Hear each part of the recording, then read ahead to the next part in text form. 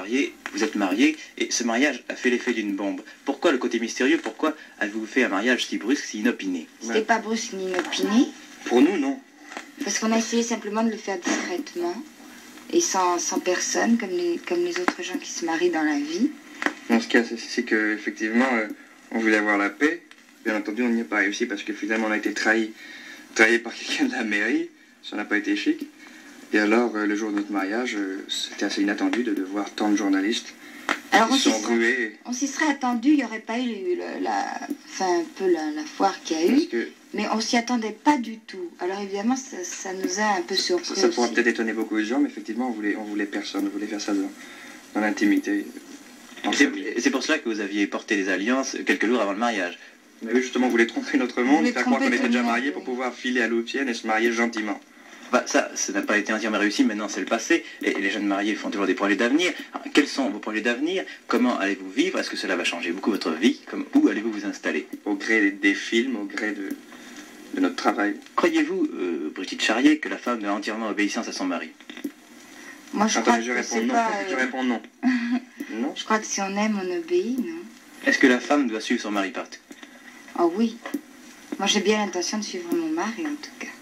Charrier, vous êtes d'accord? Bien entendu, mais on va essayer de synchroniser. On va essayer de faire tout ce qu'on peut pour se séparer le moins possible. Parce que vous savez, en plus, dès qu'on va être séparés, comme les gens ont plutôt tendance à tout salir, on va immédiatement nous inventer un divorce en perspective ou quelque chose dans ce goût-là, ou des idylles à chacun séparément. Alors il vaut mieux qu'on ne se sépare pas ou le moins possible. Il y a une autre chose qui a étonné beaucoup de personnes à ce sujet de ce mariage. Vous voulez avoir la paix, vous voulez être tranquille. Or, vous avez fait quand même votre voyage de noces, vous passez votre lune de miel à Saint-Tropez, où, vous le savez, c'est le rendez-vous de pas mal de journalistes, où vous êtes très connu, où tout le monde sait où vous habitez. Pourquoi n'avez-vous pas fait un vrai voyage de noces assez loin? Où peut-on avoir la paix? Je ne sais pas, c'est à vous de trouver. On se retranche, on est dans la famille de Brigitte, tandis qu'on aurait été dans d'autres pays. Non, on aurait été à l'hôtel dans des régions différentes de France, on aurait été harcelés, ennuyés. Même à l'étranger. À l'étranger, surtout à l'étranger. Encore pire. Tandis qu'ici, on est dans cette maison, on ne sort pas. Je ne sais pas si vous êtes aperçu qu'on ne nous voit jamais nulle part. Dites-moi, on a écrit pas mal de choses fantaisistes à votre sujet. On a dit que vous alliez abandonner des projets de films. Et là, c'est à Brigitte Charrier que je parle. Alors, quelle est la vérité? Vous maintenez vos projets de films? Évidemment, bien sûr. Mais vous savez qu'il suffit qu'il arrive une jolie histoire d'amour, comme il nous est arrivé à nous d'ailleurs, pour que les gens salissent tout immédiatement et inventent des tas d'autres, je sais pas comment. Le fait est que Brigitte a été étonnée, la première étonnée, et la première, je veux dire, à savoir que ces projets étaient à l'eau, qu'ils tombaient à l'eau. Oui, quand on a lu les journaux, on était absolument étonnés et affolés. D'ailleurs, j'ai écrit des lettres recommandées partout. Parce que je trouve ça inadmissible qu'on me fasse dire des choses que je n'ai jamais dites et qu'on me fasse... Enfin, ça, et ce qu'on fait dire à mes parents, c'est encore pire d'ailleurs. Jusqu'à la maman de Brigitte, on lui fait dire des choses... On lui fait dire des choses épouvantables. Sa maman est rentrée hier en pleurant. Tant qu'on me fait dire des choses à moi ou à Jacques, enfin, c'est notre boulot d'être en proie aux journalistes et aux gens. Mais à partir du moment où on s'attaque aux parents, c'est épouvantable. Moi, je suis absolument outrée. Non, vous maintenez les projets de films, les 2 films de Boiron et La Vérité avec... Un film de Boiron. Un film avec Boiron, ensuite La Vérité, un peu plus tard, parce que je prends toujours 2 ou 3 mois de repos entre chaque film. Et vous, Jacques Charrier, des films aussi, ou des chansons surtout?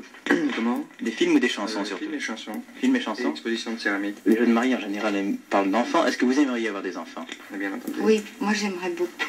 Garçons ou filles? Les 2. Combien d'enfants? Je ferai ce que je peux. Et vous aussi, Charrier? Bien entendu. Vous seriez heureux d'avoir un enfant? Et pas de préférence, garçon ou fille? Les 2? Garçon ou fille. Bon. Ou garçon et fille. Garçon et fille. Ah, les prénoms, on ne les voit pas là. On ne sait pas. On n'a pas encore cherché. Quelque chose de secret quand même. On n'a pas encore cherché, on n'en est pas là. Irez-vous à Moscou quand même? Ben, je pense que je ne sais pas. Peut-être je n'irai pas parce que le film de Boiron commençant le 9 au lieu du 20, je sais pas, pour une question de studio ou je ne sais pas quoi, ça va, je crois, m'empêcher d'aller à Moscou. Je suis bien triste. Dites-moi, Brigitte et Jacques Charrier, où vous êtes-vous connus? Pour la première fois, où vous êtes-vous rencontrés? Vous entendez, c'était... Oui. On s'est rencontrés sur cette musique.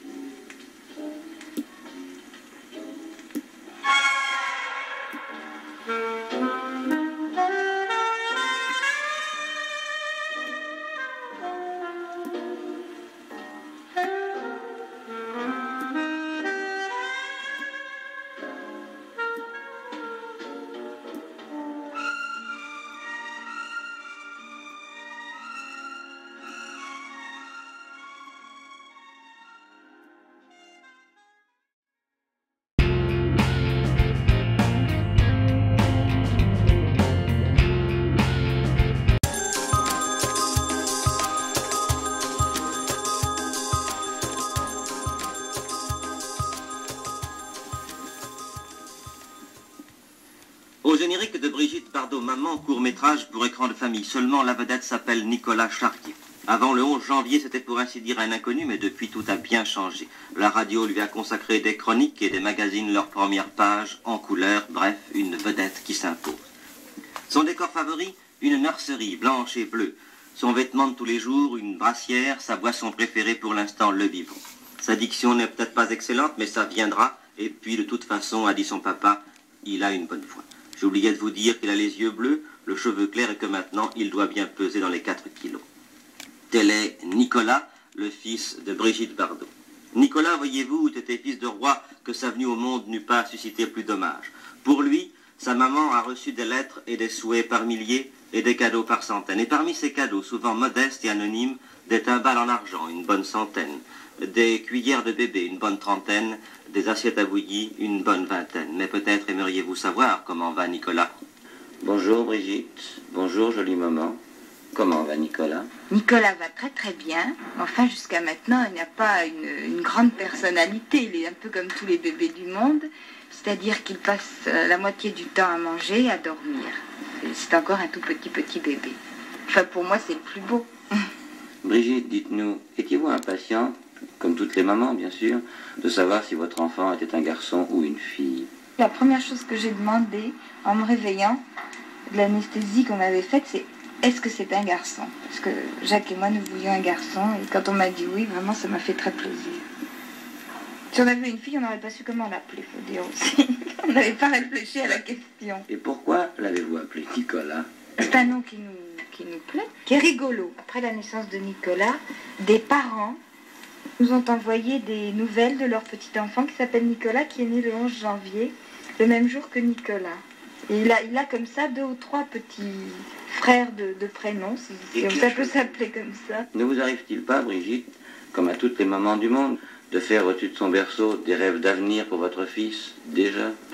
Il a tellement de choses à faire avant de pouvoir décider de sa vie. Il faut d'abord qu'il aille à l'école, qu'il grandisse, qu'il soit sage. Et il y a trop de choses. Puis moi, je serais vieille à ce moment-là. De janvier 1960, on retiendra encore...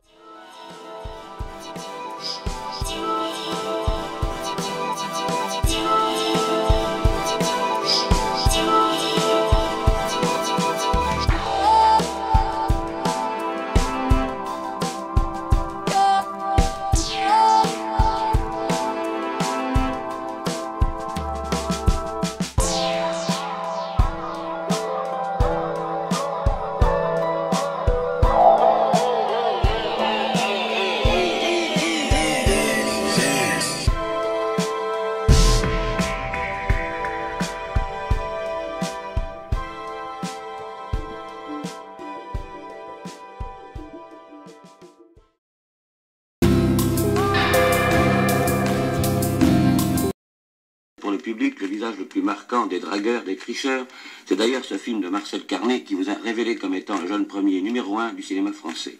Aujourd'hui, vous voilà chanteur. Comment vous est venue l'idée de chanter? Bien, quand j'étais petit, je chantais déjà.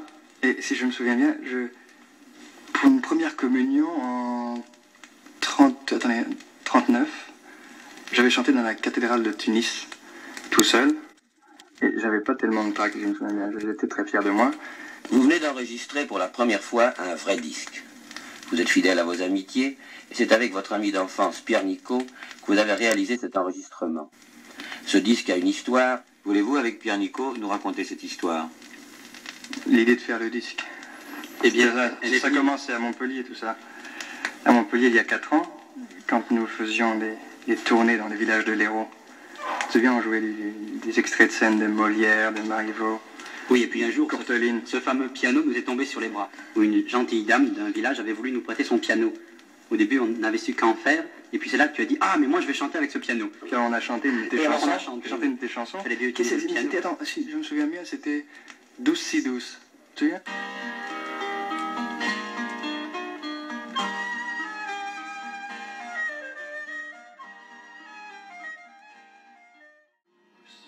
Et mamie.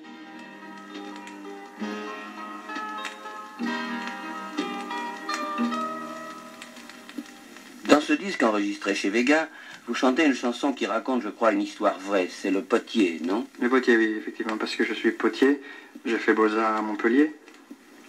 Et nous avons un ami commun qui est potier à Saint-Guel-Désert. Saint-Guel-le-Désert, oui. C'est là qu'elle a veillé souvent, nous sommes allés avec Jacques, et pendant que les pots cuisaient, nous écoutions des chansons de Georges Brassens, de Charles Trenet. Plus tard, tu as écrit Le Potier. Enfin, je t'ai écrit Une chanson. Disons que tu m'as demandé de vouloir écrire avec toi une chanson qui s'appelle Mon ami le potier. Une chanson sur l'artisanat. Et nous n'avons pas eu trop de mal pour l'écrire puisque elle est vraiment vraie.